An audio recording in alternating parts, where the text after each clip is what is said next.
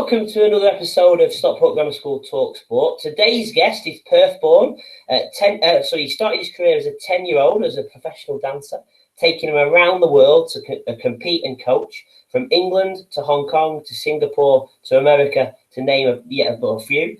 He starred in the series Dancing with the Stars in Australia and Strictly Come Dancing in the UK. He even finds time now to develop the next generation of dancers with his company, Move for Life. Welcome aboard, Josh Keefe. How are you doing? Woo! Yeah, good. Thanks, Danny. I'm very good. In little old Hong Kong here, everything is closed. Going home at 6 o'clock.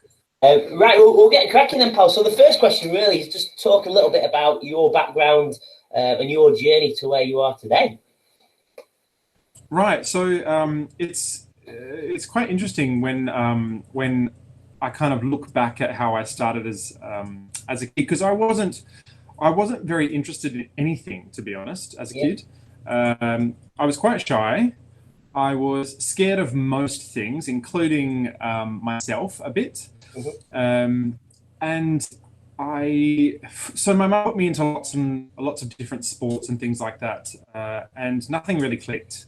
I kind of didn't really enjoy anything, and then through school we started these dance classes, and I didn't really think too much of it. I just kind of went along with it, and then I started to enjoy it. And one of the kids in my year group said, "Come along to a dance class."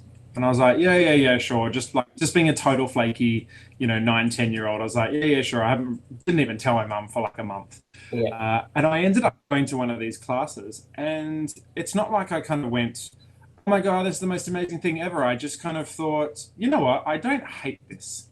I don't dislike it. It's kind of up there with food. Let's just kind of keep it going. And I wasn't a kid that was academic. I was definitely not sporty, and I just kind of plodded along and just did it for a while. And I wasn't even great at it when I first started. So I kind of just kept on plodding along, and I thought, you know what, I like this. There's something about it that it keeps on drawing me back every week, and it was so natural and gradual. I didn't even realize, and to this day, I don't consider myself a dancer. I just went towards where I was gravitating. I felt a bit of a pull, and I thought, this is really interesting. I like this, and I started to get more of a taste for it as I went on. And then my mum approached my mum and said, "Oh, would your son like to dance with my daughter and do competitions?" And my mum was kind of like, "Well, that sounds random. Yeah, let's do it." So I went and did that. And again, I was fairly average. I was okay, but the thing is, I just really enjoyed it. There was something in it that I started to kind of go, you know what, I like this. I wonder if I could be better at it. And I played with the thought for a few years. But, also being young, you don't really, in Australia, I kind of didn't really care, and I didn't really think it would go anywhere anyway. And then I finally got the balls one day to actually give it a full crack at one of the competitions. And I thought, you know what, because everyone was like, and this is dancing, right? And I'm a really shy kid, and you're wearing all these costumes already, and it's already a lot for a child. And I thought, you know what, I'm going to try facial expressions today. I'm going to try smiling and maybe just see what naturally happens. And I remember doing it, and it was like a jive, because I was in one of the lower grades where you need to get like 1 or 2 dancers. And so I did it. And as I came off the floor, my coach at the time, who I was not very nice to because I was just a difficult child, I was like, oh, whatever, I'll do whatever I want. He was like, that was really good. I'm like, was it? Like, are you sure? And I watched the video back, and I was like, oh, it just looks like it's got more energy or something. So I was like, I think I'll try a little bit harder at that. And then I ended up changing coaches along the way. And I got a coach that just cracked the whip. I got a couple of coaches actually that just cracked the whip. And because I love dancing so much, I was up for it. And I was like, you know what? I wonder if I can go a little bit harder at this. And I started to kind of push a little bit harder. And we're talking like, from 10 now, we're talking about 15, 14, 15 into 16. And I really started to listen to my coaches and go, okay, you know what? I'm gonna work hard. They seem to be interested. They seem to think that there's something there. I'm gonna absolutely have a crack at this. And I did that, and and then I ended up being the Australian champion at about, I think 14 or 15 in the under 16s. And I was like, oh, that must be right. And then it just got more and more and more from there. I kept on listening and I kept on taking the advice, and I accepted that, okay, I wasn't good now, or what I thought was good. But I will definitely keep on chipping away at it. I'll keep on going to training. I'll be consistent because I loved it, and I'll take on their advice, and I'll work harder and harder and harder. And then the results just got better and better and better. And by the time I was 17, I was third in the under-21s within the world. So it was, and then from there it kept on going, and I got a taste for it, and I was like, okay, this is it. I'm a dancer. Sorry, Mum, I'm not going to business school anymore. It's not happening. I am a dancer. I apologize now for all the worries that I have in the future financially, but I am a dancer. So yeah. No, amazing. And then just touch upon that comment there. You said you still don't see yourself as a professional dancer.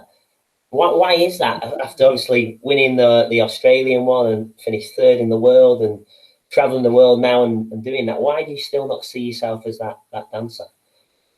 I think it's because my bar is so high.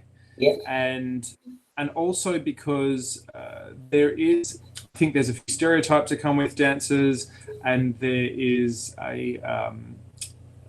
there are those people that kind of walk around with their work or with their achievements kind of on their shoulders, and as part of them are going like, well, I'm a dancer and I did this and this and this. Yeah. And I won't tell you until you ask me. Yeah. Because I think that's just the way I was brought up. My family is quite humble. And also I don't know, I also physically don't look like a dancer. I'm probably more physically adapted to sport and rugby because I'm thick. I look like a sausage in pants, for God's sake. But I'm not. Yeah, I'm just not physically equipped to be a dancer. They have, thinner, longer legs. They have like more of a stomach. But I think because I worked quite hard and my body was talented for the type of movement, it kind of So it's almost like I try and hide behind something. I just don't relate to it sometimes, but I'm a dancer and I'm fairly efficient at it. And I love it. I absolutely love it. It's absolutely everything for me. Dancing is every answer that I ever need. Yeah. And then just trying to get into that sort of mindset, when you go out there to compete or when you're teaching about dancing, what are you feeling through your body? What's going through your head when you step onto that dance floor? So it's interesting.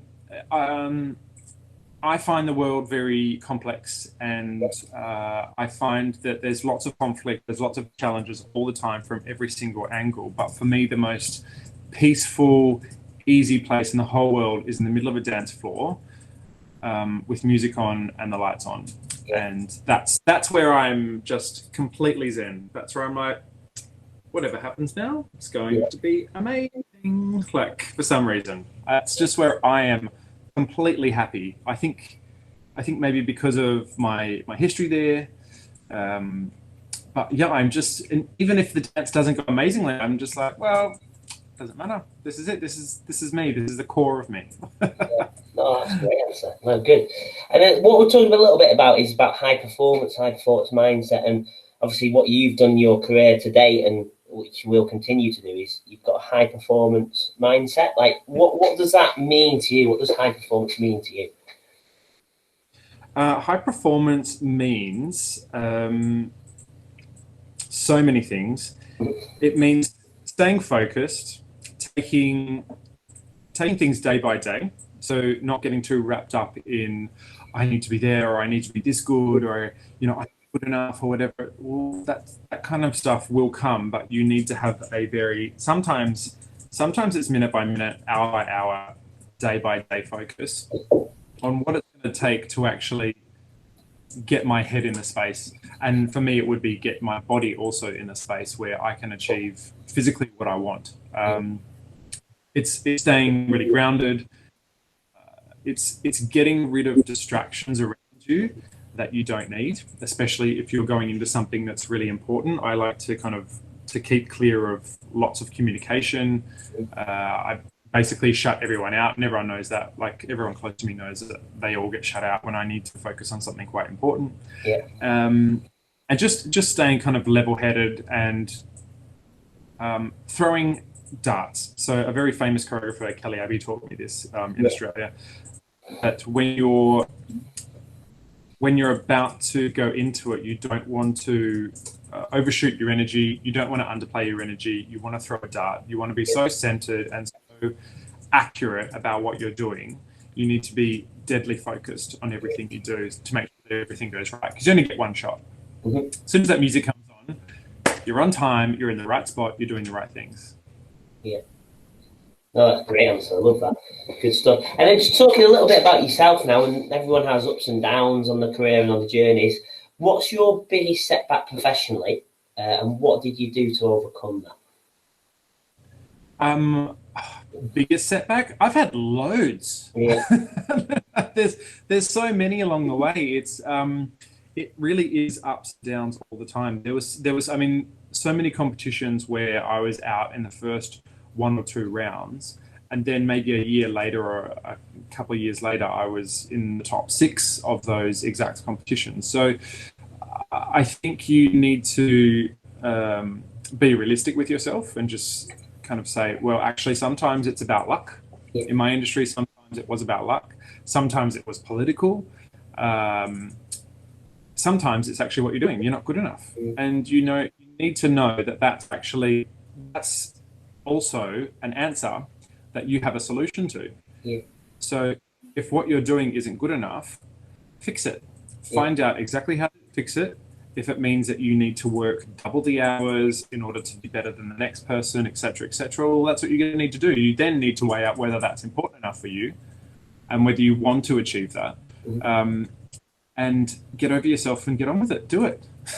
Yeah, no, great advice there. And then on the flip side, you've had many accomplishments. Which one stands out for you that you're most proud of, and why? Okay. I think in my competitive career, I would say probably winning the Rising Star in the UK Open. Yeah. As well as mixed with being in the top 10 of the world that year, just in general. That was pretty amazing for us. I think some of our highest results were 4th and 5th in some world championships. It was amazing, like absolutely amazing for a few years there. And then in TV land, I had an experience last year where I did Dancing with the Stars in Australia, and I got to dance with Courtney Act. And Courtney Act is a drag queen, also known as Shane Beck. And I think for me that was such an amazing personal experience, and we're still mates to this day. Like we chat every day. That was so enlightening for me. He opened up my mind to so many things, and I felt like I took the lid off a whole heap of things that were kind of floating around in my brain for a while, and he just made me so much better as a person. And it was the first time you had like a same-sex couple dance together in that atmosphere. It was huge. Like internationally, it was also huge. And that for me personally, I was just like, well, I'm really proud that younger kids can look up to us and go, actually, that's cool. That's fine. Like that was bottled and sold in a really classy way, and I can drink that. Amazing. And then next question, we're talking about 3 non-negotiables. So what are your 3 non-negotiable behaviors that you'd expect from yourself or anybody else you come into contact with? Okay. Firstly, kindness, I think is up there.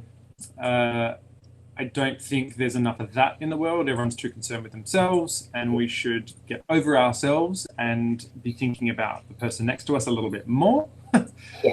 Which then kind of goes into my second one, which is empathy, putting yourself in other people's shoes more often than what you do.